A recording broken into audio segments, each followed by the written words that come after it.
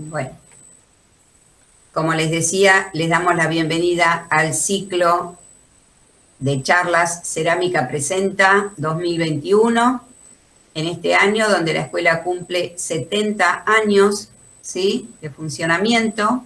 Esta institución que tanto queremos. Hoy tenemos el gusto de presentar a Matías Martín y Joana Sarmiento. Ambos son comunicadores institucionales de la ONG, ¿sí?, esta organización no gubernamental CILSA. Matías, comunicador de la sede Mar del Plata, y Joana Sarmiento, de la sede La Plata.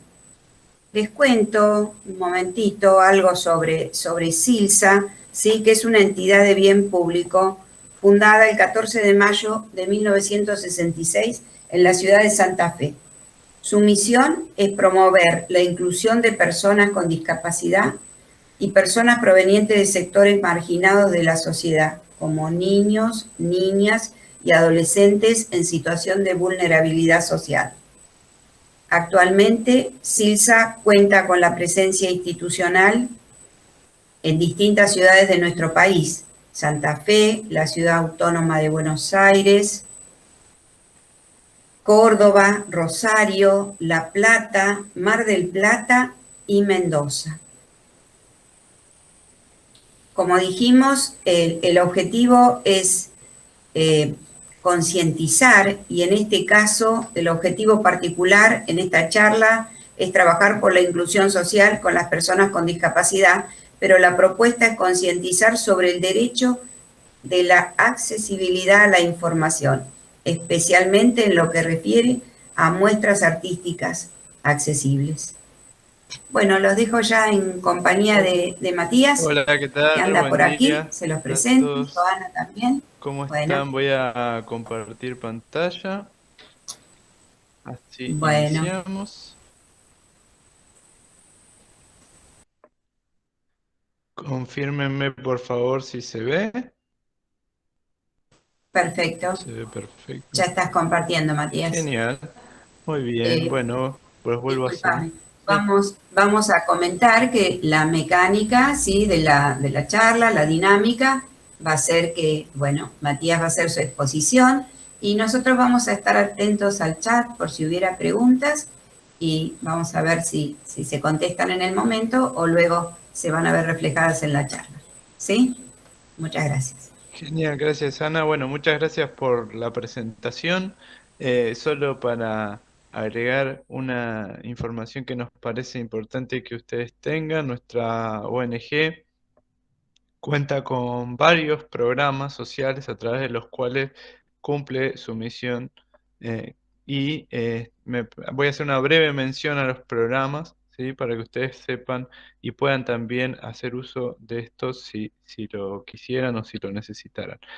CIRSA cuenta con un programa de entrega de elementos ortopédicos donde se le entrega de forma gratuita a las personas su elemento ortopédico si no cuentan con una obra social que se los pueda cubrir, ¿sí?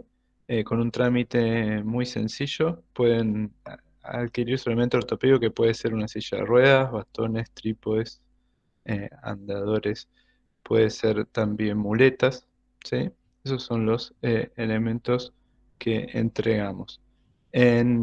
Acá en la ciudad de Mar del Plata hay otro programa que se llama Un Niño, Un Futuro, que funciona en la Sociedad de Fomento del Barrio Autódromo, donde en horario de contraturno escolar es un espacio de juego, recreación, apoyo escolar, diversas actividades que se hacen para niños para niños con y sin discapacidad entre 6 y 12 años. Otro programa que me parece bueno que ustedes conozcan es el de becas de educación superior, ¿sí? El programa de becas y oportunidades, donde se le entregan becas a personas específicamente con discapacidad para iniciar, continuar o terminar sus estudios terciarios y o universitarios, ¿sí? Y dentro de ese programa también se encuentra el programa de oportunidades de formación, donde se dan cursos gratuitos de acceso a la tecnología, ¿sí? Donde se busca que sea vista la tecnología como un acceso a la oportunidad económica, ¿sí? Entonces hay cursos de operador de PC, de programación, HTML, Java, eh, robótica, diversos niveles de complejidad, ¿sí? Todos esos cursos son gratuitos. Así que si ustedes quieren o conocen a alguien que pudiera utilizarlo, ¿sí? Los cursos van de 18 a 45 años, ¿sí? El cupo. Así que pueden hacer uso. Bien, eso para que sepan de dónde venimos. Y nosotros con Joana, que también está aquí presente, formamos parte del Programa Nacional de Concientización, que lo que hacemos es acercarnos a diferentes instituciones, escuelas, universidades, empresas, para concientizar sobre la temática de la inclusión social de las personas con discapacidad. Bien. Bueno, ahora sí, hechas las presentaciones pertinentes, comenzamos y estamos viendo en pantalla un gráfico que me gusta describirlo. Son dos ejes, uno horizontal, uno vertical. En el primer cuadrante hay un círculo grande con personas sin discapacidad y fuera del círculo hay un grupo de personas con discapacidad y ese cuadrante lleva el título de exclusión, ¿sí? En el segundo cuadrante vemos un círculo grande con personas sin discapacidad y por fuera de ese círculo otro círculo con personas con discapacidad que lleva el título de segregación. En el tercer cuadrante vemos un círculo grande con personas sin discapacidad y dentro de ese círculo otro círculo con personas con discapacidad y lleva el título de integración. Y en el cuarto y último cuadrante vemos un círculo grande con personas con discapacidad y sin discapacidad, todas en el mismo círculo, y lleva el título de inclusión. Joa, ¿nos querés contar un poco qué quiere decir este gráfico? Sí, como no, Mati. Bueno, antes que nada, buen día a todas y todos. No sé si se me escucha bien ahí. Sí, perfecto. Buenísimo. Escuchamos bien. Bueno, buenísimo. Bueno, cualquier cosa igual pueden ir escribiendo, como bien decían hoy, pueden ir escribiendo en el chat para que podamos generar un lindo espacio de intercambio entre todas y todos. Bueno, esto que Mati muy bien describía este gráfico, representa los distintos modelos por los que transitó, por los que pasó, la mirada, ¿sí?, sobre las personas con discapacidad. Estos modelos de exclusión y segregación, básicamente lo que la sociedad hacía era prescindir de las personas con discapacidad, ¿sí? Antes que nada quería aclarar que por ahí se va a escuchar, yo soy una persona ciega y soy usuaria de lector de pantalla y ahora lo voy a desactivar, pero por ahí si lo escuchan es ese, si escuchan una voz medio robotizada es mi lector de pantalla. Bueno, no me está dejando desactivarlo. Bueno, les decía que lo que la sociedad hacía era, digamos, se prescindía de las personas con discapacidad, se las segregaba, hasta en muchos casos se realizaban prácticas donde se mataban a las personas con discapacidad, hace mucho tiempo de esto, más o menos en la Edad Media, porque se decía que era un castigo divino, que la sociedad que las personas con discapacidad no podían aportar nada a la sociedad, ¿sí? En el modelo este de segregación se pensaba o se entendía a las personas con discapacidad como un castigo divino, ¿sí? Como una cuestión más relacionándola a algo religioso. De esto lo vamos a contar muy brevemente, pero en caso de que quieran saber un poco más y demás, tenemos un montón de información para poder pasarles. Pero la idea es como para conocer un poquito desde dónde estamos hablando cuando hablamos de los distintos modelos. Tenemos el modelo de integración, tenemos el modelo de integración que estamos hablando más o menos desde la Segunda Guerra Mundial, donde cada persona comienza a adquirir su discapacidad, ¿sí? En este sentido es donde surgen las escuelas especiales, donde surgen distintos espacios para personas con discapacidad. También se comienza a hablar un poco más acerca de la normalización de las personas con discapacidad, donde la responsabilidad estaba puesta, por así decirlo de alguna manera, en que las personas con discapacidad se tenían que curar, se tenían que rehabilitar, digo, se asociaba la discapacidad a algo médico, ¿sí? Para poder formar parte de la sociedad. Este modelo sigue vigente, digo, hoy en día se siguen generando muchas prácticas que tienen que ver con el modelo médico. Tienen que ver con el modelo médico que, bueno, que muchas veces terminaba definiendo esas prácticas que terminaban definiendo un poco, entre muchas comillas, la vida, ¿sí? de las personas con discapacidad. Las personas con discapacidad comienzan a movilizarse, comienzan a ser conscientes, digamos, de que había muchas personas que hablaban por las personas con discapacidad, y en el año 2006 crean la Convención Internacional sobre los Derechos de las Personas con Discapacidad, que fue creada por las propias personas con discapacidad, y es donde surge el lema también, nada sobre nosotros sin nosotros, porque pasaba muchas cosas, mucho esto, ¿no? Que eran las propias personas sin discapacidad que hablaban y decidían la vida de las personas con discapacidad. Bueno, la Convención Internacional toma fuerza, digamos, de ley en Argentina en el año 2008, y básicamente a lo que hace referencia a este modelo de inclusión y este modelo social es que se entiende a la discapacidad como un problema social, ¿sí? No como un problema de la persona, que en el modelo médico se hace mucha referencia a esto, que es la persona quien se tiene que curar, quien se tiene que rehabilitar, quien tiene que normalizarse, digo, esto lo digo a propósito entre miles de comillas, para poder formar parte de la sociedad. Este modelo social lo que viene a plantearnos, lo que viene a decirnos, es que la discapacidad se genera, ¿sí? Cuando se presentan barreras entre las características de una persona y el entorno en el que esa persona se encuentra, ¿sí? Esto no permite que las personas podamos estar en igualdad de condiciones que las demás personas, ¿sí? Por ejemplo, yo siempre pongo un ejemplo muy básico. Si una persona en situación de discapacidad visual, una persona ciega, por ejemplo, quiere ir a tomar un café, quiere ir a merendar, a tomar algo, a comer algo, si vienen y le traen a esa persona una carta, un menú en un formato que esa persona pueda leerlo, en ese momento nos está presentando la situación de discapacidad visual, ¿sí?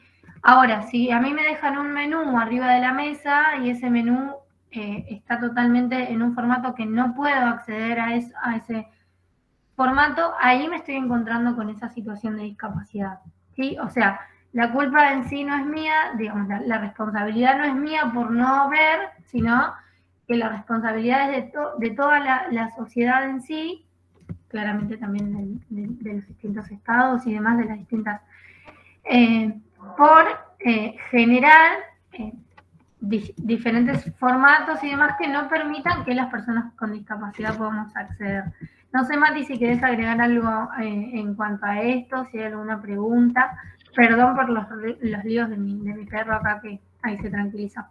No pasa nada, somos pet friendly. A ver, es importante en esta cuestión, ¿no? Refuerzo esto, de que es la sociedad la que genera barreras. ¿Barreras para qué? Para el ejercicio de un derecho, ¿sí?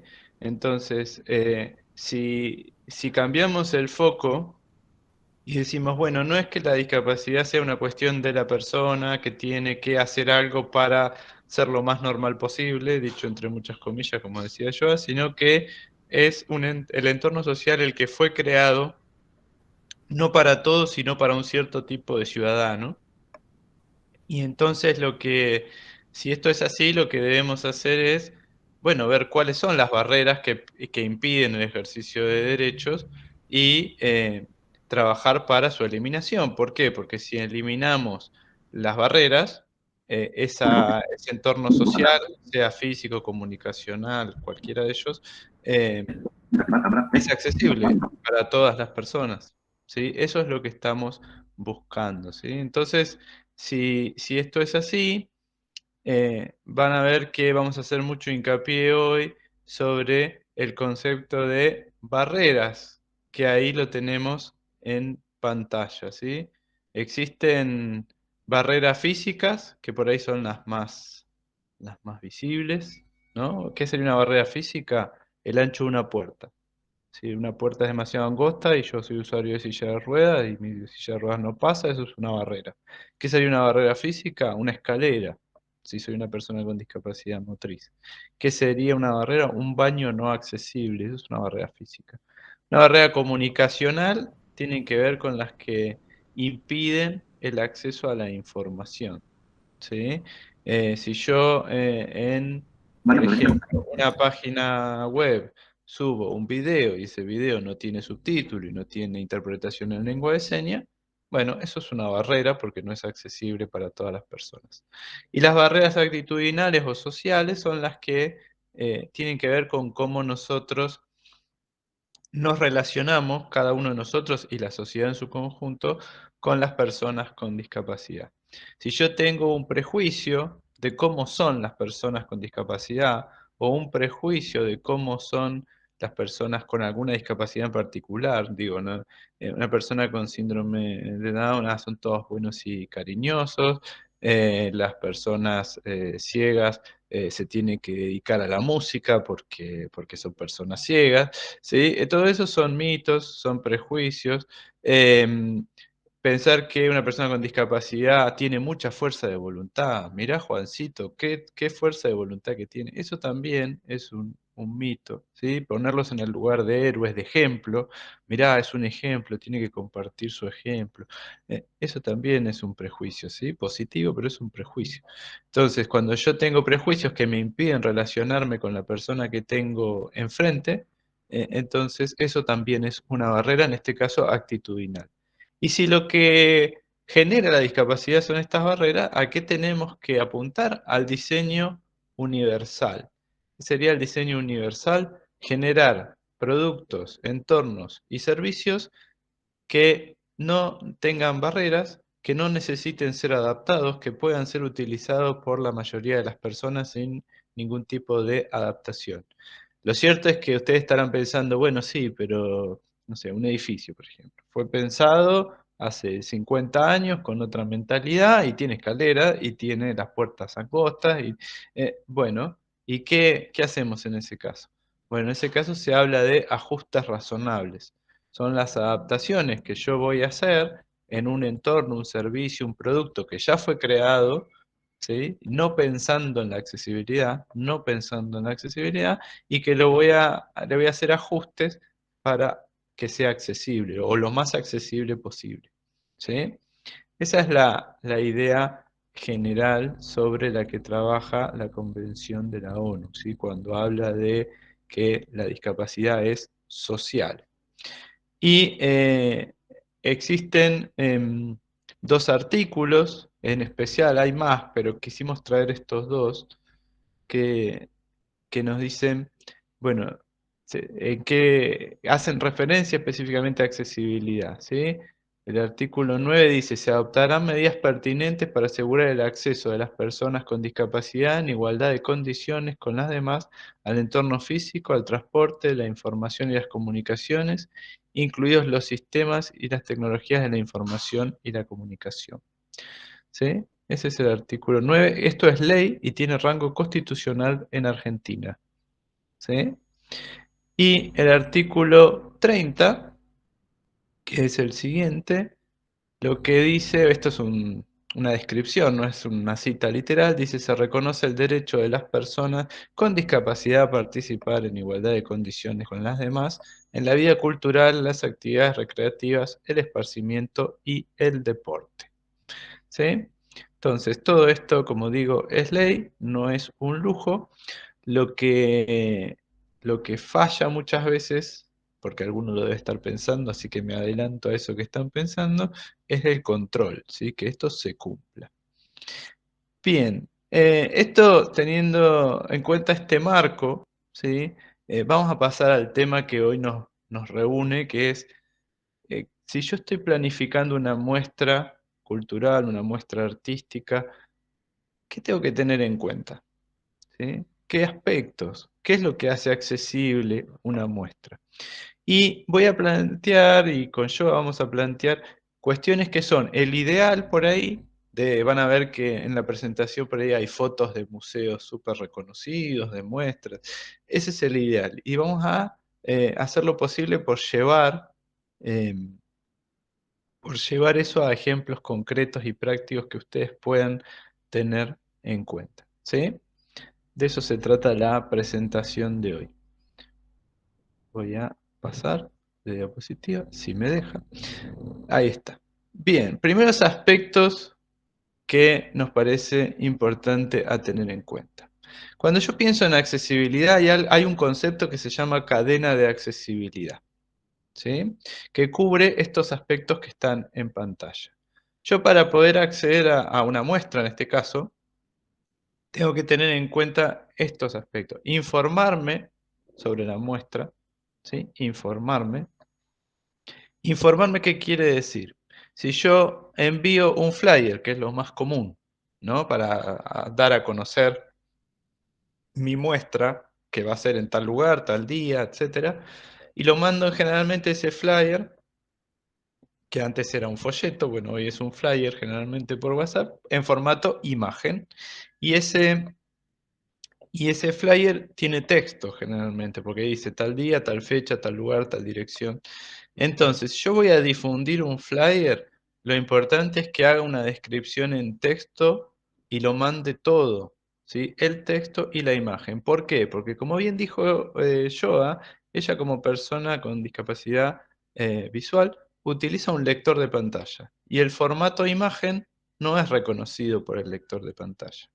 Ella puede pasar ese flyer por otro programa que se llama reconocimiento óptico de caracteres, que tiene un reconocimiento automático, que a veces falla, que debería entonces contar con un celular que pueda tener esa aplicación, digamos, que se la banque, vamos a decirlo así, coloquialmente, ¿sí? Que tenga memoria, etc. Entonces, ¿es una barrera mandar información solo en formato imagen? Sí, es una barrera.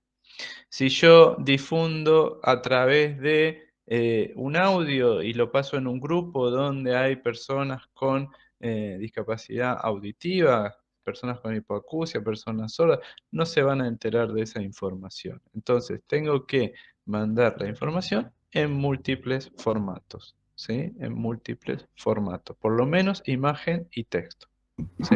Mati, Eso es agrego algo ahí también. Ay, perdón.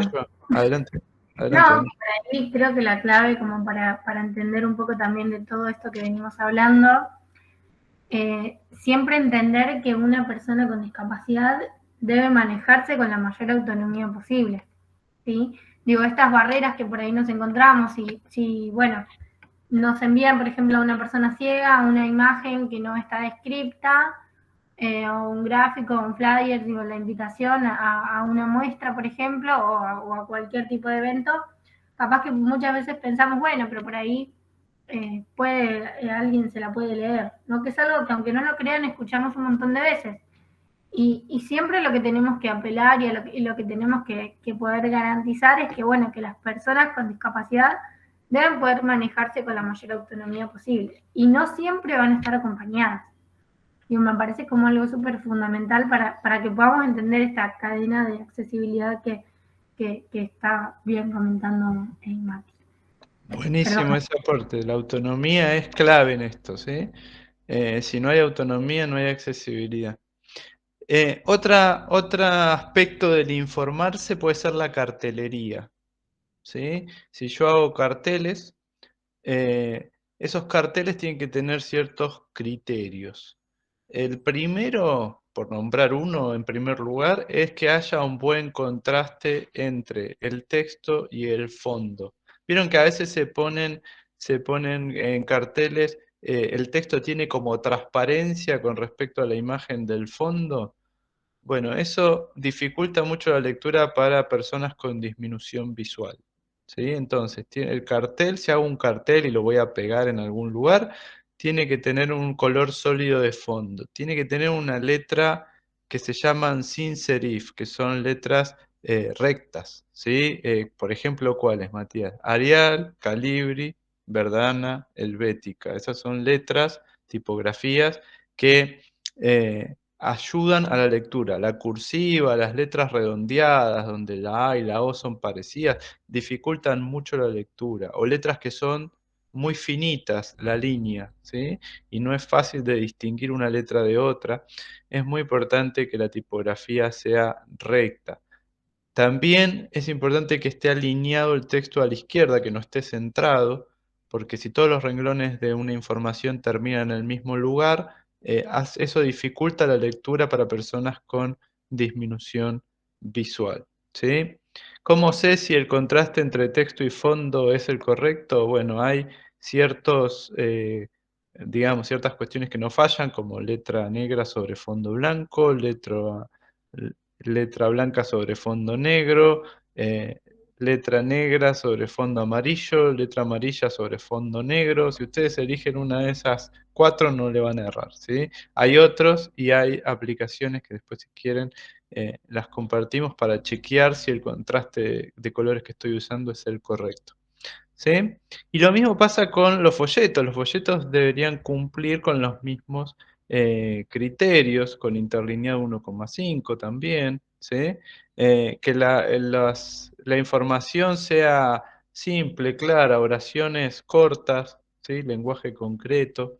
Eso ayuda a la lectura. Y en el caso de que sea un folleto, una forma de hacer accesible un folleto es, hoy en día que ya estamos mucho más acostumbrados, es agregar a ese folleto un código QR, ¿sí? Un código QR, como los que usamos para las cartas de los restaurantes.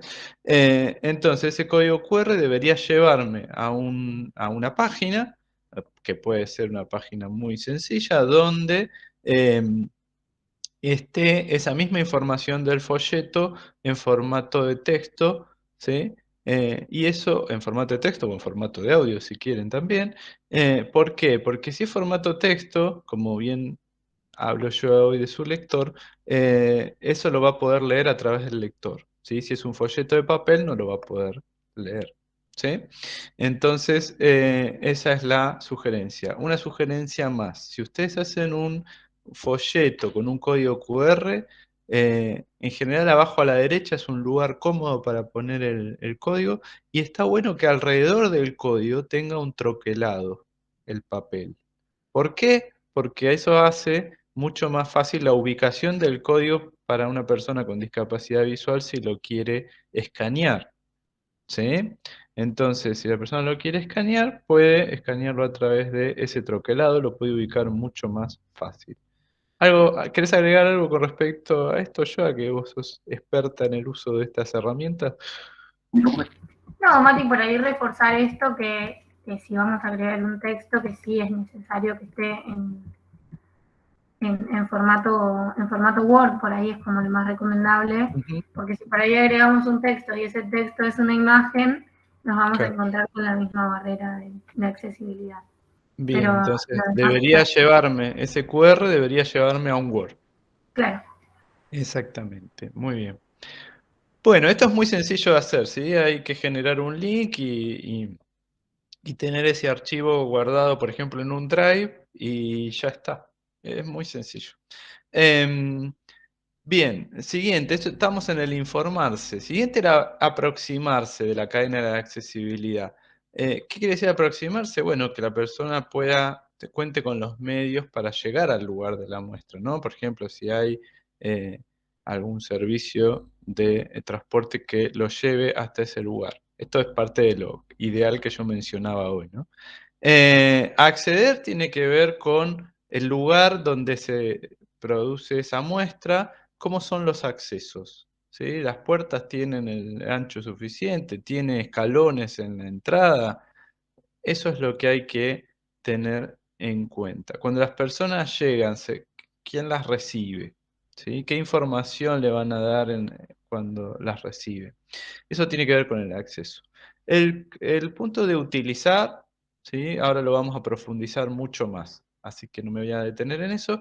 Y por último, la persona tiene que poder salir, o sea, informarse, aproximarse, acceder, utilizar y salir de forma autónoma, ¿sí? Sin necesidad de ir con acompañante, sin necesidad de alguien que le lea, de alguien que le explique, ¿no? Sí, simplemente que lo pueda hacer de forma autónoma. Si eso se logra, entonces esa muestra es accesible, ¿sí? Si hay alguna duda o pregunta sobre esto que estoy diciendo, nos dicen en el chat, ¿eh? Bien. Vamos a centrarnos específicamente en lo que es utilizar en la cadena de accesibilidad. Y una cosa que quiero aclarar es que la cadena de accesibilidad, para que sea realmente una cadena de accesibilidad, tiene que cumplirse completamente. Si hay alguno de los eslabones que no es accesible, bueno, la cadena se rompe por ese eslabón más débil, ¿sí? Después, una vez que hablamos de ese punto de utilizar, ¿sí? Ya estoy en la muestra, ya entré. Bueno, ¿qué hay que tener en cuenta al momento de organizar esa muestra? Hay 3 capas de accesibilidad a tener en cuenta. La primera es la movilidad, ¿sí? Que tiene que ver con la circulación de las personas en ese espacio físico donde se desempeña, digamos, donde se expone esa muestra. La segunda capa es la comunicación, que tiene que ver con garantizar el acceso y la participación de lo que se está mostrando o de lo que se está informando en ese lugar. Y la tercera capa tiene que ver con los grados de complejidad de la información que se está presentando y los contenidos que se proponen. Ahora cuando lo explique un poquito más van a entender a qué nos referimos con esto. Bien, específicamente en lo que es movilidad, lo que hay que tener en cuenta, bueno, son aspectos edilicios que ya dije, que tiene que ver con, bueno, cuál es el ancho de la puerta, si tiene escalones, no tiene escalones. Si tuviera escalones, ¿qué puedo hacer? Supongamos que una entrada, me pasó hace relativamente poco, pasar por la puerta de un teatro tiene 2 escaloncitos en la entrada. Esos 2 escaloncitos para una persona con discapacidad motriz pueden ser pueden ser una barrera, ¿sí? Entonces, ¿qué puedo hacer? Bueno, poner una rampa móvil de madera, ¿sí? Si no tengo otra opción, pongo una rampa móvil de madera para que una persona pueda acceder. Lo ideal sería que el lugar tuviera baños accesibles. Esto sería lo ideal para que realmente sea accesible la muestra. Bien, ¿qué es un baño accesible? Un baño que tiene el espacio suficiente para que cualquier persona lo utilice, ¿sí? Tiene ciertas características más y es para todas las personas. El mobiliario y los exhibidores. ¿Cómo tendría que ser un mobiliario? La idea es que si yo exhibo algo, ¿sí? Esté colocado en distintas alturas, esos productos de exhibición, ¿sí? En esa muestra. ¿Por qué? Porque hay personas que, porque son usuarios de silla de rueda, porque son personas de baja talla, lo van a ver, digamos, lateralmente ese objeto, lo van a tener a la altura de su cara, ¿sí? Entonces, el exhibidor debe poder ser visto como, digamos, de frente. Y también debe poder ser visto de manera superior, o sea, si yo tengo una altura mayor, poder verlo desde arriba, ¿sí? Entonces, esto, si ustedes ven fotos de museos famosos, bueno, hay exhibidores con vidrio. Bueno, eso también se puede hacer de manera mucho más sencilla de manera mucho más sencilla, contando con mesas de distintas alturas, ¿sí? Mesas de distintas alturas donde las personas puedan observar, ¿sí? En principio, los objetos que se están presentando en esa muestra desde distintos ángulos, ¿sí? Tener en cuenta que una silla de ruedas, ¿sí? Una persona para girar en una silla de ruedas necesita 1,50 m de radio de giro. Entonces, van a tener que tener al menos 1,60 m entre exhibidor y exhibidor para que, o entre mesa y mesa, si quieren decirlo más sencillamente, para que una persona pueda trasladarse con comodidad, ¿sí? Sea que una persona que utiliza silla de ruedas o algún elemento ortopédico, poner 1,60 m de separación entre exhibidores sería, al menos 1,60 m sería lo ideal, ¿sí? Acá en esta imagen, que es una imagen del Museo del Holocausto, estamos viendo que hay exhibidores, ¿sí? Y con información y tienen bastante separación, ¿sí? Entre uno y otro. ¿Eso para qué? Es para facilitar la circulación, ¿sí? Lo ideal sería que en ese espacio de circulación no haya desniveles, no haya escalones. Y es importante que en esos espacios de circulación haya asientos de descanso. ¿Por qué? Porque va a haber personas con discapacidad motriz, ¿sí? O con movilidad reducida que en ese trayecto de recorrido van a necesitar sentarse, ¿sí? Entonces tiene que haber asientos de descanso. ¿Qué sería lo ideal para la organización de esa muestra? Que no solo haya indicadores visuales de lo que estoy presentando en esa muestra. Hay distintas opciones de lo que se llama marcación áptica. Marcación áptica, ¿qué puede ser? Puede ser que en la entrada, ¿sí? En un exhibidor, yo tengo un plano con relieve de lo que se va a encontrar en esa muestra. ¿Suena muy complejo? Se puede hacer, por ejemplo, con acetato y un punzón. Yo puedo hacer un dibujo con relieve de lo que me voy a encontrar en esa muestra, así como un plano, para que la persona pueda tocar el plano y orientarse. Otra forma de marcación áptica es que el piso tenga distintas texturas.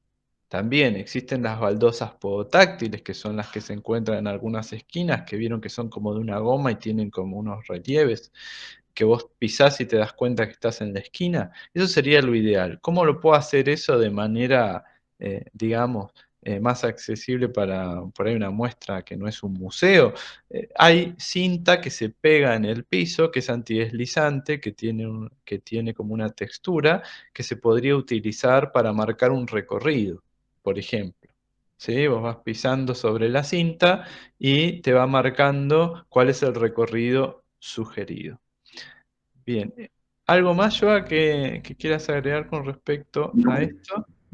No, estaba pensando en cuanto vos hablabas sobre la forma de accesibilizar el recorrido, también además del acetato, bueno, nosotros hemos hecho algunas muestras también utilizando papel contact para poder accesibilizar y que sea como un poco más fácil. También se me ocurre, mientras íbamos charlando y íbamos escuchando, ¿vieron esos cañitos que están en los bancos y demás que tienen como unas cintas? No sé si que están más o menos como al ras, más o menos a la medida de la cintura, creo, que eso Sí. también puede servir como Los una que se guía. usan en los bancos para ordenar las filas, por Claro, ejemplo. esos, sí.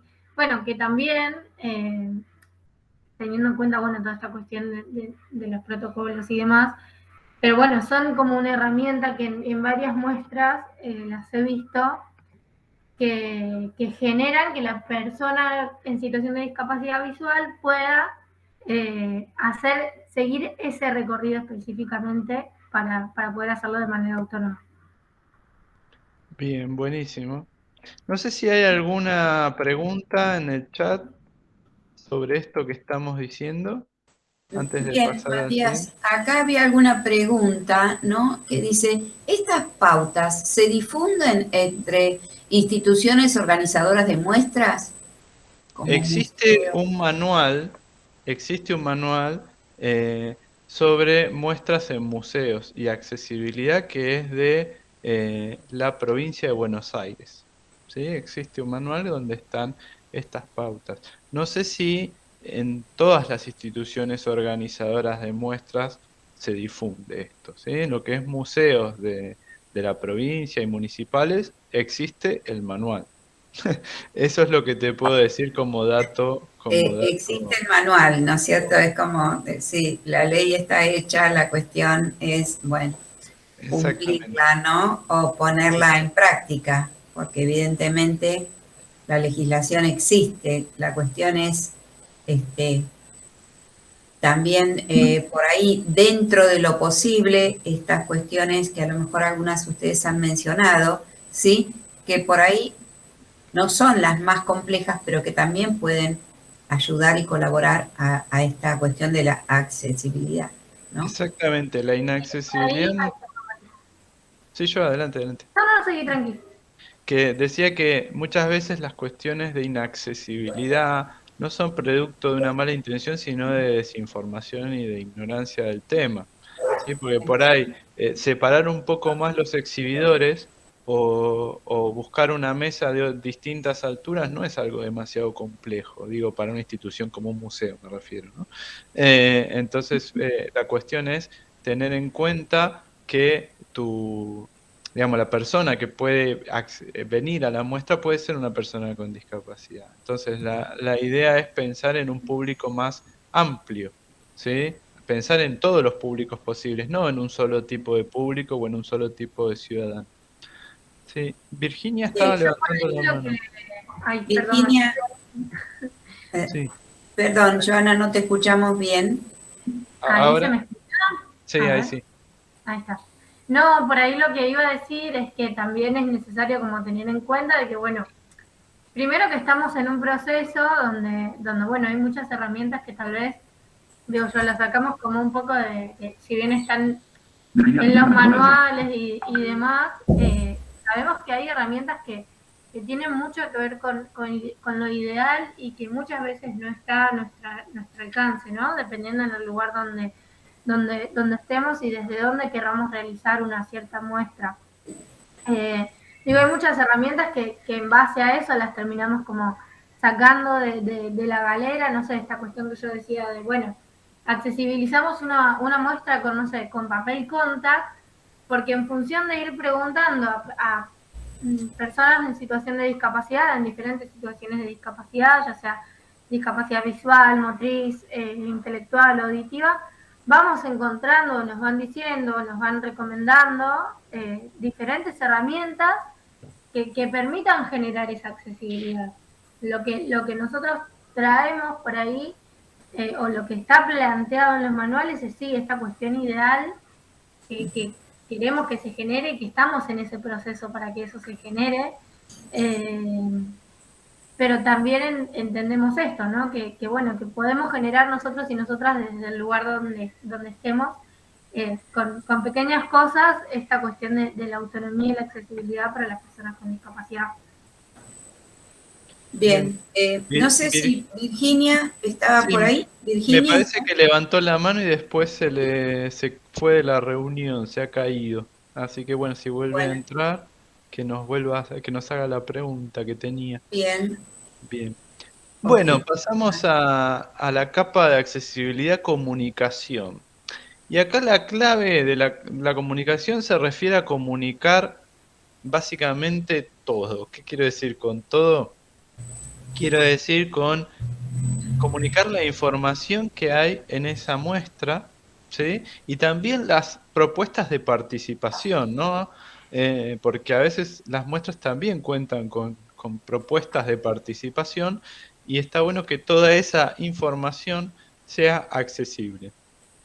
¿Cómo hago para que sea accesible? Bueno, en términos de información tenemos dos aspectos a considerar. Uno es el formato en el que yo estoy presentando la información y el otro es el contenido. Del contenido vamos a hablar en unos minutitos. Acá me voy a centrar más en el formato, ¿sí? Una información para ser accesible debe estar presentada en múltiples formatos, ¿sí? Que también permita múltiples formas de interpretación y utilización de esa información. ¿Qué quiere decir esto en términos más concretos? Es que, por ejemplo, si yo tengo una imagen, ¿sí? Esa imagen puede, supongamos que es una muestra de arte visual, ¿no? Entonces, esa imagen, ¿cómo hago para hacerla accesible? Yo puedo hacerla accesible de distintas formas. Una puede ser que esa imagen tenga un QR que me puede llevar o a una descripción auditiva, a un relato de esa imagen, o me puede llevar a una descripción en formato texto, ¿sí? De la información. Yo puedo poner, por ejemplo, en la muestra, un audio que se repite y nos cuente cosas de lo que se está mostrando, por ejemplo, ¿sí? En algunos museos sé que existe una pantalla donde esa pantalla, además de estar el video, ese video cuenta con características de accesibilidad. Si yo pongo un video, ¿qué tiene que tener ese video para ser accesible? Bueno, tiene que tener subtítulo, ¿sí? Que ese subtítulo debe tener detrás ese recuadro negro como en YouTube para que tenga buen contraste con el fondo y sea legible. Y además lo ideal es que tenga, para que realmente sea accesible, la interpretación en lengua de señas, ¿sí? Entonces, ¿por qué es esto? Porque no todas las personas sordas están oralizadas. Quiere decir que no todas las personas comprenden, todas las personas sordas comprenden el lenguaje escrito, ¿sí? Entonces, un video para que sea accesible debe tener subtítulo e interpretación de lengua de señas. Y también lo ideal es que yo tenga una descripción en audio o audiodescripción de el contenido de esa muestra. ¿Cómo se puede hacer? Bueno, puede haber un audio, ni bien yo ingreso a la sala, que me describa lo que se está presentando, o puede ser que junto a cada obra que se está mostrando, yo pueda acceder con un código QR a ese audio, ¿sí? Esas son formas de accesibilizar. Medios escritos, bueno, podría ser escrito en formato folletería o podría ser en formato también, y también en formato braille para que aquellas personas que utilizan braille puedan acceder a ese formato textual. Una aclaración que quiero hacer es que no todas las personas ciegas leen braille, ¿sí? Entonces, con decir, bueno, tengo un formato de texto en braille, ¿es accesible? No necesariamente, ¿sí? No necesariamente. Otras cuestiones a tener en cuenta. Si yo voy a hablar de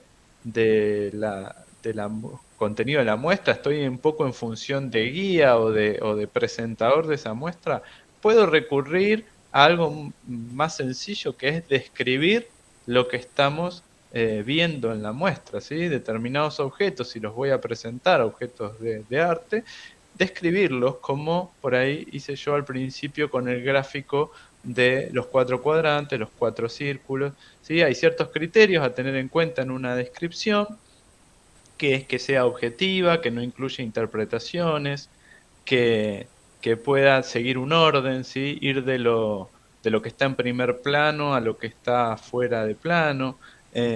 ¿Es sencillo describir obras de arte? No, requiere bastante práctica, ¿sí? Pero es una opción que pueden tener en cuenta si ustedes quieren hacer accesible esa información. Muchas veces en las presentaciones de PowerPoint, en este formato virtual, nos pasa que si no describimos lo que está en imagen, una persona que no puede acceder a lo visual no se entera, ¿sí? De lo que estamos viendo en pantalla. Entonces, la idea general es que haya múltiples formas de presentación de la información, ¿sí? Eso es lo que tiene que pasar.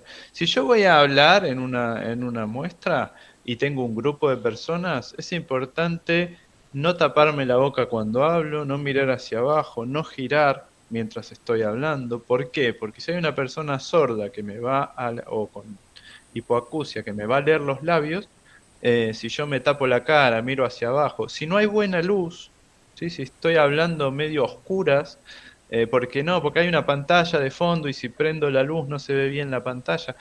Bueno, eso puede dificultar mucho el acceso a la información oral para una persona sorda o hipoacústica. Entonces es importante que la persona que está hablando esté bien iluminada su cara para que se puedan leer bien los labios.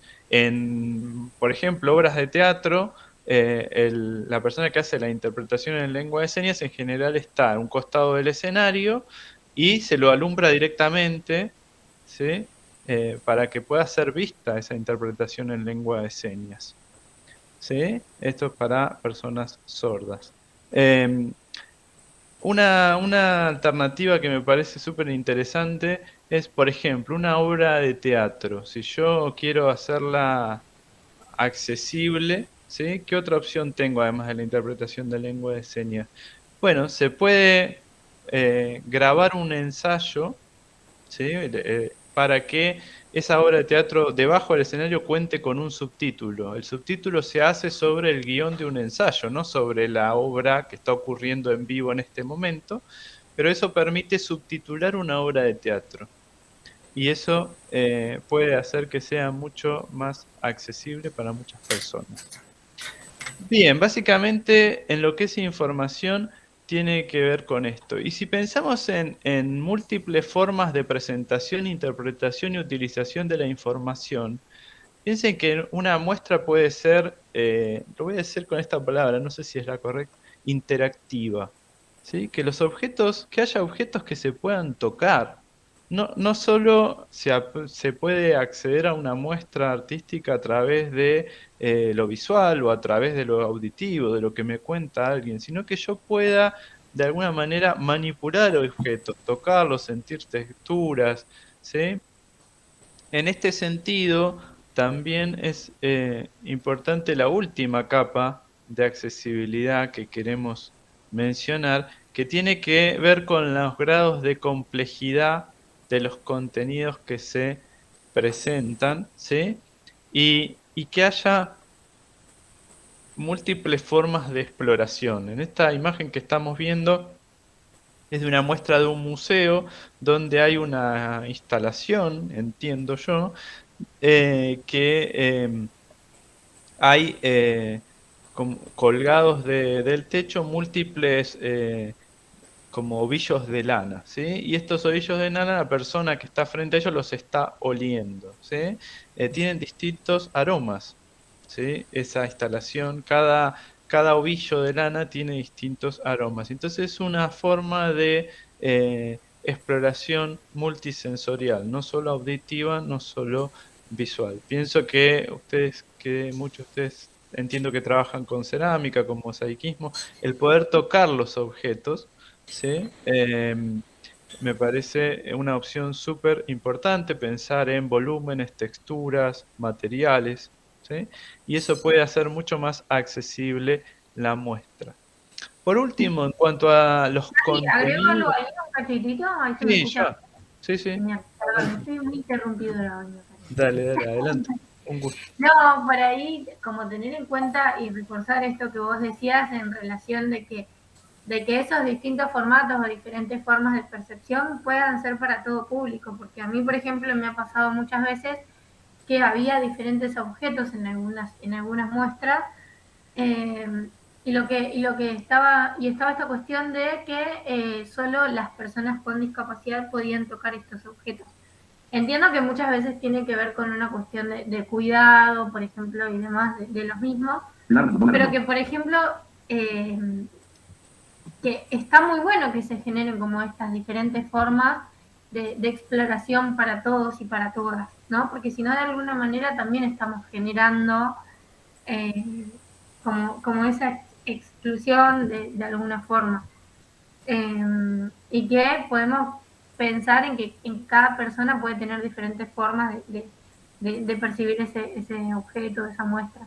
No sé, me parecía como muy importante como remarcarlo.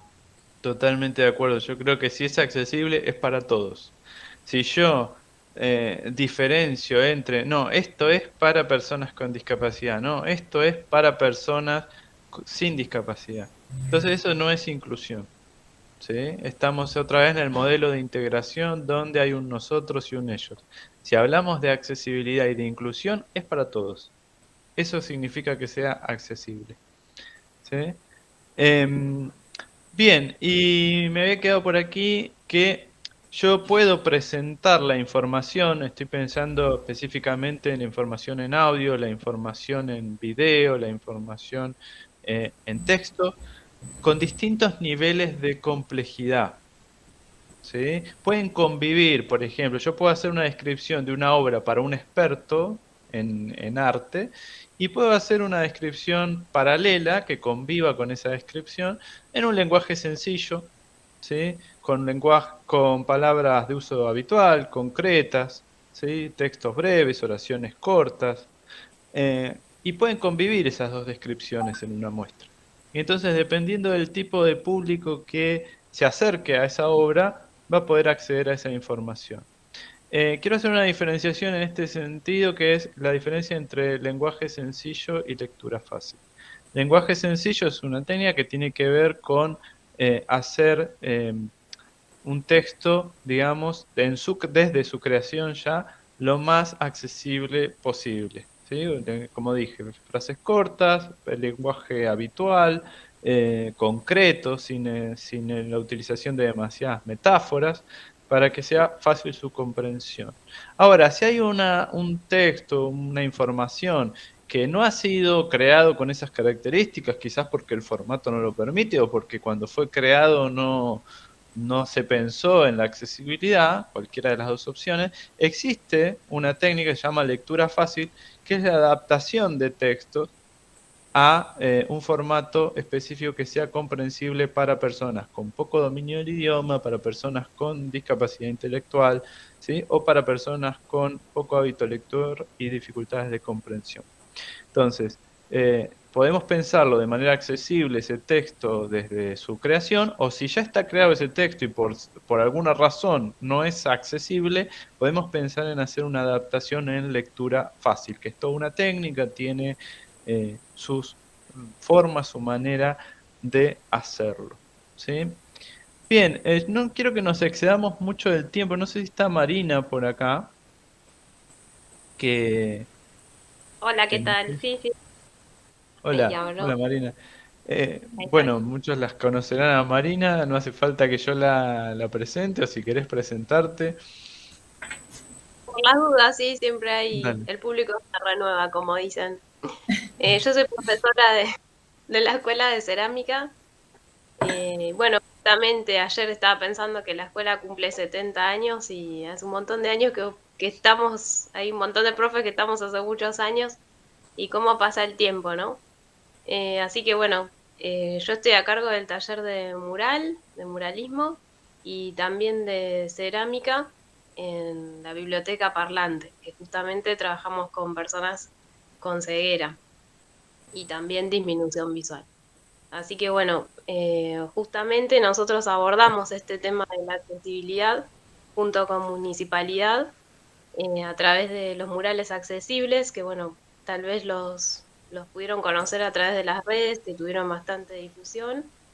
Eh, bueno, estos murales, el desafío era cómo hacemos para encarar esta situación, ¿no? De poder hacer accesibles murales en cerámica, que en realidad son sobre baldosas, unas lindas pinturas, pero que solo quedaban para nosotros, digamos, para los que lo podíamos apreciar a través de la vista, ¿no? Entonces, bueno, queríamos como hacer participar a todas las personas y esto que te comentaba la otra vez, ¿no? Pudimos como hacer un nexo entre los dos talleres, entre lo que venía trabajando con Biblioteca Parlante y los murales que teníamos en la escuela, que bueno, aprovecho para contarles que son reproducciones de artistas marplatenses, todos tienen motivos portuarios, tienen mucho color, mucho trabajo artístico, no solo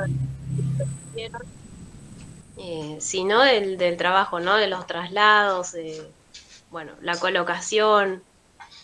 Así que bueno, decidimos ponerle a cada mural, estos tienen 2 metros por 2 metros, algunos, y otros son un poco más grandes. Así que estamos hablando más o menos de 72 baldosas, hay otros de 63, tenemos murales de 92 baldosas.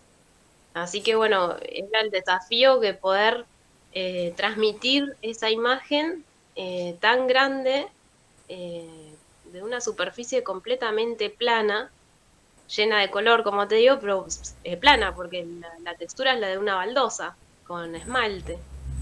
Así que bueno, decidimos poner un pequeño mural, un pequeño formato de 20 centímetros por 20 centímetros, para, digamos, poder transmitir lo que era la imagen a través de las texturas con cerámica. Así que bueno, reproducimos la misma baldosa solamente con la imagen central. Y abajo hicimos una placa un poco más chica, de 15 por 15, donde pudimos transmitir también a través del texto en braille que ese mural había sido realizado por la Escuela de Cerámica, y la imagen central, cuál era, y como decías vos, ¿no? Palabras simples que comunicaran algo específico. Y bueno, estos murales también lo que tienen es una placa QR, que también nos hizo la donación la municipalidad, donde está la descripción en audio y en texto, un poco la historia de la escuela, un poco la historia del taller, la biografía de cada uno de los artistas que dieron sus obras y cómo fue realizado, ¿no? Cómo es el proceso de este mural, que va al horno, que primero lo tenemos que esmaltar, que luego sale del horno y lo tenemos que volver a armar, y si hay algo lo volvemos a meter al horno. Bueno, todo ese proceso también está contado en texto y en audio. Así que bueno, estamos felices, la verdad, como escuela, de poder participar de esta propuesta, que, como te digo, fue como un sueño cumplido, ¿no? Poder unir los dos talleres, el de biblioteca parlante con el de mural. Así que bueno, las muestras de los murales están, la primera la pudimos hacer en la Biblioteca Lugones, que está en Magallanes y Padreduto. ¿Quiénes procesan los audios? Eso lo hace un locutor de la municipalidad, a través de toda la información que yo le mandé de la descripción de las obras originales, ¿no? Algunas obras son muy chiquitas, tienen 30 por 30, por ejemplo, y las tuvimos que hacer de 2 metros por 2 metros, así que bueno, la descripción es bien del lenguaje visual, ¿no? Con palabras simples, algunas palabras también buscarle el sinónimo, como para no ser tan enroscados en lo técnico, y poder describir bien lo que es los colores, las líneas, la figura central, como te decía, hacer figuras a la izquierda, hacer figuras a la derecha. Bueno, con todo eso, el locutor pudo hacer la reproducción de lo que estaba pasando en el mural a través de los audios. Eso está todo en la página de municipalidad. Ni bien pones el celu en el QR, te lleva a la página y está ahí nomás el audio y la descripción en texto. Es importante decir también que la placa en braille ya dice, cuenta con QR, ¿no? Para que la persona que lo pueda leer a través de sus manos pueda saber que el código QR está abajo, ¿no? De la plaquita. Así que bueno, el desafío fue eso, ¿no? Como poder hacer participar a todos de un mural tan grande, completamente plano, con superficies vidriadas, pero que quedaba solo en eso. Así que bueno, como les decía, el primero estuvo en Biblioteca Lugones, Magallanes y Padreduto. Ahora volvemos a emplazar otro más. Ahí se usaron los de Italo Grassi, que es un artista también marplatense que ya falleció. Ahí tenemos el hombre tejiendo redes, que sería como una persona del puerto, bien típica del puerto, tejiendo redes portuarias, redes de mar, digamos, y ahora vamos a emplazar la mujer del puerto, que lo vamos a hacer en el marco de los 60 años de la biblioteca. Así que bueno, eso va a ser el día 29 de octubre a las 11 de la mañana, ahora nomás, la semana que viene. Así que bueno, después tenemos en Biblioteca Parlante los del maestro Soya, que también falleció hace unas pocas semanas atrás. Y son serigrafías, así que tienen muchísimo trabajo también. Y es una serie de lanchas, bueno, de barcos y lanchas que él estuvo haciendo. Nos quedan 2 más también para poder emplazar. El formato es como el que mostraste anteriormente, como, digamos, tenemos que levantar una pared y hacer lo que mostraste en ese museo, que esa era la idea principal, que bueno, se está gestionando el tema obviamente del presupuesto, ahí está, exactamente eso. Exhibidores, ahí está, accesibles. Eso era lo que queríamos hacer con los 2 que restan de Soya en la parte del Paseo Aldrey. Pero bueno, como este lugar, digamos, no sé si es municipal o tenemos que gestionar esa parte, pero bueno, estaba como todo ahí en tratamiento, ¿no? Pero la idea era hacer esto con esos murales y poder hacer una descripción un poco mejor, más grande, tal vez con más texto. Habíamos pensado también esta parte del acetato, que es un poco mejor también que cerámica. Si bien cerámica, las cosas esmaltadas duran para toda la vida, puede tener alguna rotura, puede tener alguna cosa que pase y bueno, el acetato también estaba pensado dentro de las posibilidades, pero bueno, ahora los murales cuentan con las plaquitas también de cerámica. También nos representaban a nosotros como escuela porque bueno, las artes del fuego presentes en todo el proyecto, ¿no? Desde el mural hasta las placas y la descripción. Así que bueno, no sé si tienen alguna pregunta o algo que no dije acerca del mural. No, tenía una pregunta, María. Mati, ¿querías decir algo? No, adelante. Gracias. No, preguntarte si, bueno, si habían tenido la devolución o no sé si es la palabra la devolución, pero bueno, si habían tenido comentarios de las personas ciegas, si pudieran, bueno, como decías, pudieron apreciar personas, la idea es que puedan ser parte de personas con discapacidad y bueno, preguntarte eso. La verdad es que yo estoy en La Plata y me da muchas ganas de ir a verlo. Pero bueno, como saber eso, si tuvieron las respuestas de las personas con discapacidad visual. Sí, ya de la inauguración de ambos murales, tuvimos a Marco Folgar, que está en discapacidad también de Mar del Plata. Tuvimos Carlos Matos, que lo vi recién que se conectó, no sé si andará por ahí, que él es alumno mío también en el taller. Y también otros representantes del taller de biblioteca. Y sí, justamente en el primer mural habíamos hecho como muy grande el braille, como digamos, la textura estaba demasiado grande, así que eso era para modificar. Y después en los segundos murales, ahí sí los modificamos y quedó muchísimo mejor, pero está bueno tener la devolución de alguien que justamente o no pueda ver o pueda estar en el tema también relacionado y nos pueda indicar si obviamente lo aceptamos como una crítica constructiva, ¿no? Y los murales en pequeño formato también vamos a ir haciendo, digamos, las modificaciones que surjan también, ¿no? Porque como hablamos con Carlos Matos anteriormente, que sí es muy complejo las imágenes, qué sé yo, de una pintura, de un dibujo con muchas sombras, con muchas luces, sobre todo si es una pintura muy estática y no está pasando nada, digamos, como secuencial, ¿no? Es muy difícil contar esa parte, pero se puede.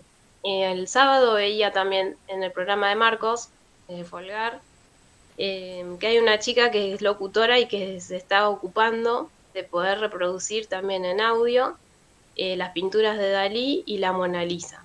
Empezó con esas dos. Tuvo millones de visitas en poco tiempo y realmente es algo que se necesita y es algo como no lo tenemos en cuenta, pero bueno, gracias a Dios que en este tiempo se está abriendo todas estas ideas y las personas están también teniendo en cuenta a las otras personas, como veíamos también en el principio de los gráficos, y estamos haciendo una ciudad más accesible para todos. El tema de la Lugones, que en la biblioteca, justamente el mural quedó arriba de una rampa, así que si una persona quisiera en silla de ruedas poder acceder o con muletas, lo puede hacer. Y también importante decir que pusimos las placas en braille y los murales pequeños a una altura más o menos de 1,20 m para que lo pueda tocar desde un niño hasta una persona que esté tal vez sentada en una silla de ruedas o una persona baja, una persona alta, todo tipo de personas que lo pueda llegar a tocar con sus manos. Así que bueno, ese era nuestro desafío, ¿no? Poder transmitir un mural tan grande en algo chiquito, digamos, hacerlo más pequeño que el original. En el caso de Italo Grassi, las pinturas de él tienen 1,70 m. Después de los otros, hay algunos que tenemos del artista Marcangeli que tienen 30 por 30 y están hechos en papeles italianos. O sea que tenemos una diversidad de proyectos interesantes y todos tienen que ser reproducidos en baldosas con esmaltes. Pero bueno, nuestro tercer desafío era esto, poder hacerlo integral, que pueda cualquier persona disfrutar de estos murales. Bueno, en principio felicitaciones por el proyecto, me parece espectacular. Y también esto, ¿no? que mencionaba yo, el testeo de las personas con discapacidad, que nos puedan decir si es accesible o no lo que hemos estado haciendo, pensando, es clave para lograr una verdadera accesibilidad. Por supuesto que es un proceso y que se va perfeccionando, ¿no? Pero digo, esto de que los propios... Vuelvo a la frase inicial que decía yo, nada sobre nosotros sin nosotros, ¿no? Y que una persona con discapacidad pueda realmente testear eso y decir sí es accesible para mí, no es accesible para mí. Eso es lo que nos va a determinar si cualquier producto, servicio, espacio es realmente accesible o no, ¿no? Esa es la clave. La clave, sí, es verdad. Yo creo que estaba por ahí Carlos, pero bueno, no sé, Marina, por ahí ya comentaste la opinión, ¿no es cierto? Acá estoy. Lo que pasa es que no quería interrumpir. ¿Qué tal, Carlos? No sé, ¿querés contarnos desde tu experiencia, por favor, que es tan valiosa para... Sí, para bueno, no, primero, bueno, buenos días, y sí, agradecerle también a Marina cuando nos menciona tanto a Marcos y después a todo el grupo que estamos haciendo cerámica. El tema de la accesibilidad, bueno, hay varias cuestiones, ¿no? Vamos a empezar por lo último, que es justamente esto de comprender cuáles son ciertos parámetros a tener en cuenta, por ejemplo, en la cuestión de este trabajo específico de la Escuela de Cerámica, que es espectacular. Pero también hay que decir que Marina tiene experiencia con personas ciegas y permanentemente ella como docente está testeando y está contrastando. Quiero ser concreto, porque si no queda como una abstracción. En el caso de la accesibilidad a personas ciegas, lo primero que hay que entender es que la vista, el tacto no se deriva de la vista. Son sentidos totalmente diferentes. Muchas veces en la adaptación del material a personas ciegas, lo que se hace es hacer un relieve sin tener en cuenta detalles tales como que, por ejemplo, el horizonte y el punto de fuga son nociones totalmente visuales.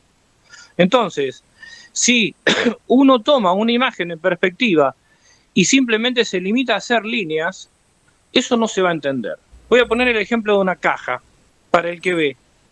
Imagínense una caja dibujada. Si eso se lleva al relieve, yo lo que voy a tocar va a ser un rombo, un trapecio y un paralelogramo propiamente dicho. Eso es lo que me va a transmitir el tacto. porque, insisto, el punto de fuga no existe en el tacto, es visual.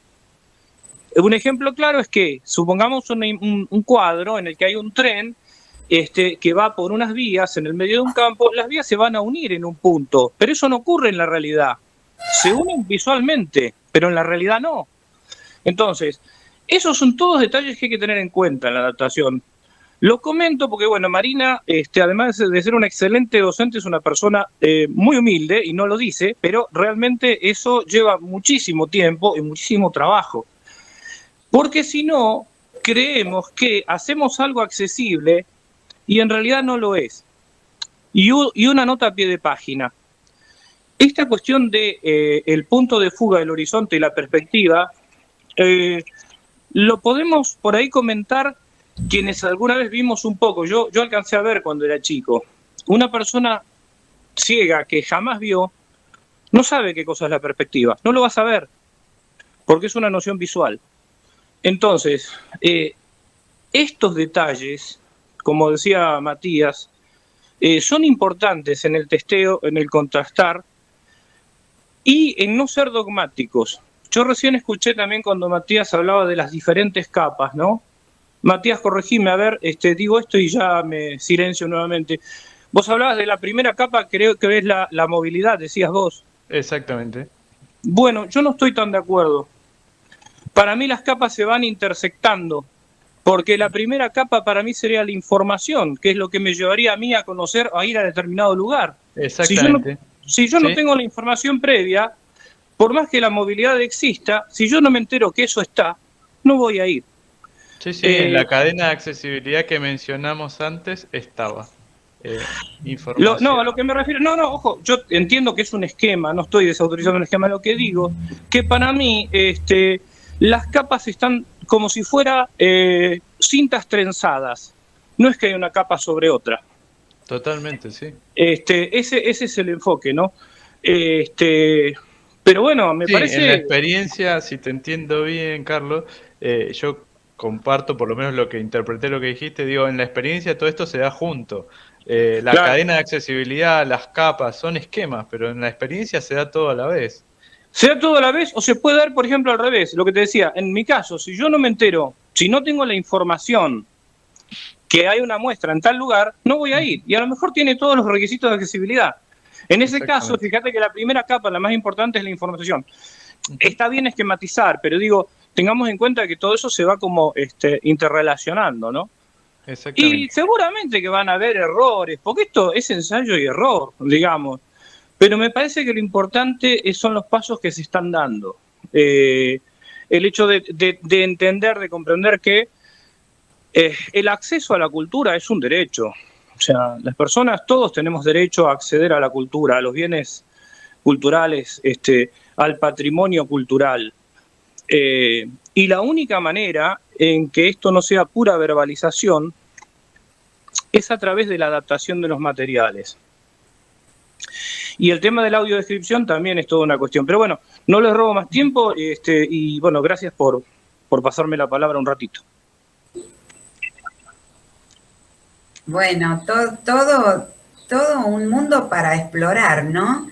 Y seguir creativamente, donde se junta tanto lo creativo como lo tecnológico, ¿no? Y también esto, juntarnos y tomar en cuenta las opiniones de todos los involucrados, ¿no? Porque qué difícil es imaginarnos cómo lo está sintiendo y viviendo el otro, ¿no? Esto que nos cuenta tan claramente Carlos, ¿no? No es que llevo a la materialidad esto que estoy viendo visualmente, y bueno, qué complejo, pero a la vez qué interesante y qué desafío. Porque te cuento, Matías, vos que decías, bueno, yo me imagino, está bien, tengo la obra, tengo un audio que me describe, pero tengo el QR, pero ¿existe alguna aplicación que me transforme un audio descriptivo a lenguaje de señas? Porque también esto me parece que es yo como estoy pidiendo desde acá afuera, que no estoy en contacto con las dificultades como ustedes por ahí, internalizadas, ¿no? Digo, ¿existen por ahí ese tipo de aplicaciones? Está buena la pregunta. Desde mi conocimiento te puedo decir que la lengua de señas no es una traducción, es una interpretación, ¿sí? Por eso no existe todavía una aplicación que haga eso. ¿Por qué? Porque es necesario interpretar el texto o la información para poder hacer la interpretación en lengua de señas. No es una traducción directa. La interpretación en lengua de señas tiene otra gramática, ¿sí? Las ideas se organizan diferente. Es importante también decir que la lengua de señas es diferente en cada país, cambia en distintas zonas del país, así como, no sé, un cordobés y un marplatense tienen distintos modismos. Bueno, en la lengua de señas pasa exactamente lo mismo, porque la lengua es algo vivo que se va construyendo en el uso. Entonces, no es algo que pueda hacer hoy en día una aplicación, es algo que necesitamos la figura del intérprete para hacer Bien. esa interpretación. Marina tenía la mano levantada, no sé. Sí. Sí, quería agregar algo más con todo lo que estamos hablando, que hace unas semanas atrás estuve conversando con Constanza Dieci, que ella está a cargo de el patrimonio escultórico Patrimonio. acá en Mar del Plata. Estuve conversando con ella, bueno, por otros temas laborales, y surgió esto, ¿no? Que ¿por qué no poder hacer lo mismo en los espacios públicos, donde, por ejemplo, está la reconstrucción que fue acá en la Plaza Mitre de las farolas, que son las originales de la playa de Bristol? ¿Por qué no poder hacer lo mismo en cada una de ellas, ¿no? O poner como algún cartel o algo que lo podamos hacer de esta manera, accesible, que no sé, de repente en vez de buscar con el QR, que eso se pueda reproducir en audio automáticamente y que se pueda escuchar y que lo puedan escuchar todas, como por ejemplo los cajeros que a veces andan, a veces no, pero que está constantemente hablando y diciendo, bueno, este cajero es para personas que no pueden ver, bueno, lo mismo poder hacer, obviamente en la plaza sería como muy complicado porque el vandalismo y todo lo que ocurre de noche o de día, pero bueno, poder empezar a pensar en esas cosas. Y lo primero que se nos ocurrió fue, bueno, fue comenzar en la parte del Museo Castañino, donde ahí hay un montón de esculturas que están también como sin descripción, están para restaurar. ¿Por qué no hacer lo mismo y poder abrir, ya que es museo, poder abrir esos espacios y hacer una recorrida para que esas cosas se puedan tocar, para que haya alguien también que pueda guiar? Y se me ocurría lo mismo en la Escuela de Cerámica, que nosotros tenemos la muestra anual. Ahora estos años no los estamos haciendo por el tema de la pandemia, pero qué importante también sería eso, ¿no? Y empezar a abrir esos espacios para que sean accesibles para todos. Pero bueno, me parece importante el aporte de Constanza, porque ella está muy vinculada con este tema, y qué bueno sería que en cada uno de los espacios públicos donde hay una escultura también pueda haber una descripción que sea accesible. Exactamente. Muy, muy interesante el tema, lo que decimos, mucho por aprender, por explorar, ¿sí? Por construir. Me gustaría, si alguien tiene algún comentario para hacer, preguntas, si no, ya estaríamos sobre la hora. Erika, no sé, ¿algún comentario acá? No, Ana, no hay ningún comentario. Ahí yo dejé en el chat que pueden dejar preguntas o comentarios o agradecimientos. A lo Bien, mejor hay mucha gente que esta información la toma por sorpresa porque la desconocía absolutamente, también lo puede decir, porque este es un espacio bueno. que es para todos y la verdad que todo lo que dijeron fue de suma importancia. A ver, Mariana Llanes, acá nuestra arquitecta de la casa y profe de la casa. Sí, Mariana, adelante con tu pregunta. Hola, buen día. Estoy justo viajando. No sé si se escucha bien. Sí. Ah, perfecto. No, agregar, bueno, el tema lo conozco, trabajo en el tema y conozco a los personajes. Carlos. Nada, por ahí agregar que me parece interesante en esto de empezar a difundir, no inhabilitar los manuales, porque los manuales nos sirven, son una guía, pero lo que más, por ahí con la poca o mucha experiencia que uno va teniendo, lo que más sirve es preguntarle al usuario. Y ahí Carlos pudo decir la experiencia. El manual nos da como una parte. Y es un tema amplio que no está terminado. O sea, no es un tema acabado que basta solamente con aprenderlo. Está en constante movimiento, ¿se entiende? O sea, todo el tiempo lo estamos aprendiendo. Y hay distintas miradas sobre lo mismo. Entonces, por ahí comentar eso, ¿no? Que en la práctica lo que más sirve es preguntarle a los usuarios, a las personas ciegas, a las personas sordas, ¿cómo va esto? ¿No? Porque es muy complejo el tema en lo urbano, sobre todo. O sea, hay 200 tipos de rampa para cada lugar, hay muchas soluciones posibles. Y el manual da una parte, que está bueno y es una base. Pero después está, lo mejor, me parece, es la participación, la incorporación en el problema de la persona que lo va a usar. Eso solo. Totalmente. Así es. Gracias, Mariana. Muy interesante tu aporte y también con conocimiento del tema, ¿no es cierto? A veces nos quedamos así como un poco como, como cortados, como que entre que nos sorprende y también nos vamos informando y poniendo en contacto, ¿sí? Y eso, bueno, para eso sirven estos encuentros, ¿sí? Y ampliar nuestra mirada, ¿no? En esto, en relación de lo que decía Mariana, agrego que habíamos hablado que uno de los tipos de barreras son las sociales o actitudinales, ¿no? Y teníamos acá algunas cuestiones más para compartir, pero lo voy a hacer muy breve para no extendernos mucho más. Digo, esto de preguntarle a la persona con discapacidad directamente, en varias instancias, digo, si estoy pensando en la accesibilidad de una obra, por supuesto, ¿no? Lo que en otro ámbito por ahí se llama testeo de usuario, ¿no? El testeo de accesibilidad de una página web, cuando le mostramos a una persona con discapacidad la página para ver si le resulta accesible o no, se llama testeo de usuario. Y ese testeo de usuario yo creo que hay que hacerlo en todos los casos. Es importantísimo, como bien dice Mariana, ahí vamos a tener realmente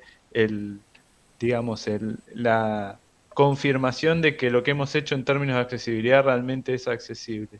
Y en el caso también de que una persona con discapacidad asista a nuestra muestra, también es importantísimo respetar sus decisiones en el sentido de que lo primero es dirigirnos con naturalidad a la persona y ofrecerle ayuda si es que la necesita, ¿sí? ¿Cómo te ayudo? Es la primera pregunta. Y si esa persona, la primera pregunta, perdón, es ¿necesitas ayuda? ¿Sí? Y si la persona dice sí, ¿cómo te ayudo? Es la segunda. Y si la persona dice no, respetar eso, ¿sí? Respetar eso, porque imponer la ayuda también es una barrera, ¿no? Tenemos un montón de ejemplos. A mí me pasa, yo soy una persona con discapacidad motriz y me pasa que cuando la gente me ofrece el asiento en el colectivo y le digo que no, muchas veces se paran, no, sentate, me agarran de los hombros y me sientan. Y es una situación bastante incómoda, ¿no? El imponer la ayuda o sobreproteger, ¿sí? También esto de dirigirnos a la persona con discapacidad y no únicamente a su acompañante, ¿sí? No decir, no, él puede acceder, si estoy acá al lado, pregúntame a mí, háblame directamente a mí. No infantilizar, no utilizar disminutivos, ¿no? Son cosas que a veces parece un poco raro tener que aclararlas, pero pasan y está bueno saber que cuando una persona por ahí, no sé, pasa mucho con personas con discapacidad intelectual que dice, y Jorgito, y por ahí Jorgito tiene 50 años, es un adulto, no es Jorgito, es Jorge, ¿sí? No infantilizar a las personas. Es muy, muy importante tener en cuenta estas cuestiones para que nuestra actitud y nuestra forma de relacionarnos con personas con discapacidad no se convierta en una barrera. Hay algunos detalles más, pero quería hacer mención de eso para también cubrir la última barrera posible, que no es solo edilicia o comunicacional, sino que también es de la actitud que tenemos cada uno de nosotros al relacionarnos como personas. Gracias Matías, gracias por esta charla, por tu interés y bueno, por toda la enseñanza que nos han transmitido y la información que nos han aportado, ¿sí? Para ampliar justamente, para ver si podemos derribar algunas barreras que a veces nosotros, quizás sin ninguna intención, somos las que los estamos interponiendo, ¿no? Exactamente. Bueno, gracias a ustedes por la convocatoria. Ya hace desde el año pasado que venimos también participando, así que muchísimas gracias. Bueno. A Marina también por sumarse a la propuesta y contar lo que están haciendo, que me parece súper importante que también se sepa lo que están haciendo. Y felicitar también a Iván, que sé que estuvo hablando de cuestiones relacionadas con la discapacidad. Vi su charla, me pareció excelente, así que felicitarlo también por esa charla. Bueno, Marina, no sé si tenés algún comentario, si no lo que vamos a hacer es acá pasar felicitaciones a todos. Me encantó la charla, abre nuevas puertas para incursionar, nos dice Josefa, gracias Matías, gracias equipo Silsa, muy buena la charla, me encantó, dice Janina López, ¿sí?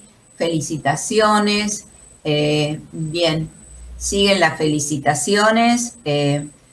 Mariana Llanes ha levantado la mano. Mariana, ¿querías comentar algo? Qué pesada, otra vez yo. No, por favor. No, que pensaba también en esto de que si bien hay complejidad en la temática, que no nos quedemos con esa idea, porque muchas veces es esto de ponernos en el lugar del otro, y cuando lo escuchaba Matías, ubicar las cosas en distintas alturas, son cosas muchas veces de sentido común, o sea, hay mucho que sí es complejo, pero hay otra cosa que no nos quedemos con que hay una especialidad aparte para hacer las adaptaciones.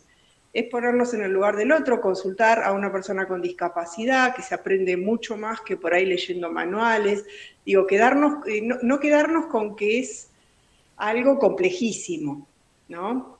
Es no para ser reduccionista con el tema, sino justamente para animar a que es una modificación que tenemos que hacer, como tantas otras hemos hecho, sobre todo en pandemia, incorporar la tecnología, es un paso más. Eso. Hay muchos aspectos que se solucionan esto, ¿no? Poniéndonos en el lugar del otro y pensando en el tipo de público al que nos estamos dirigiendo, ¿no? ¿Para quién es mi muestra? ¿Para quién es mi producto, mi servicio? ¿Para quién es? ¿Para todos? Bueno, si es para todos y me pongo en el lugar del otro, ¿qué cosas puedo hacer para que realmente sea accesible? Esa era un poco nuestra idea, ¿no? Por eso yo al principio hoy decía, bueno, hay como un ideal, que es lo que está en los manuales, que dice Mariana, ¿no? Y también está lo que podemos hacer nosotros, cada uno, en el día a día, en el trato, en el momento de pensar una idea. Así que hay mucho que se puede hacer en este proceso hasta que realmente sean accesibles. Quedan acá nuestros contactos en pantalla, el mío, el de Joana, porque hay mucho más para hablar, para profundizar en otros temas. Si quieren, les interesa, quedan Mati y Joana, yo les voy a leer porque hay más felicitaciones. Muchas gracias, excelente charla, nos dice Gabriela Bazán, felicitaciones a todos, información para tener en cuenta. La profe Silvia Guevara, muy interesante, también para tener en cuenta, han aportado acerca de cómo leer o armar los prácticos o módulos que compartimos con los estudiantes. Bueno, acá Joana le manda felicitaciones a Marina por el proyecto, ¿sí? Gracias por invitarnos, dice, gracias también de Daniela Robito, muy buena la charla. Chicos, yo creo que abrimos los micrófonos y les vamos a dar un aplauso, ¿sí? con nuestros micrófonos abiertos,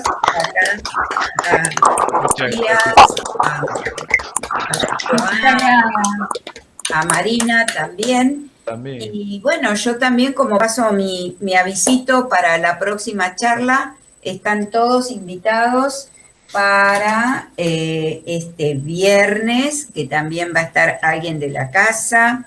Erika López nos va a hablar sobre esencias del patrimonio de nuestra escuela, ¿sí? Así que ahí otra vez con el patrimonio cultural, con un poco la historia de nuestra escuela como edificio, como institución. Y bueno, agradecerles a todos la participación, a Matías, que siempre ha estado dispuesto, ¿sí? A todos los que participamos hoy. Y les cuento que esta charla va a quedar, por supuesto, en la página de la escuela, la compartimos también en el Facebook, ¿sí? Y bueno, allí también vamos a colaborar en difundir y en sumar esta charla a nuestros classrooms y en todo momento donde podamos justamente trabajar para concientizar sobre la accesibilidad, ¿sí? Un tema para desarrollar y para crecer y para seguir trabajando. Gracias a todos.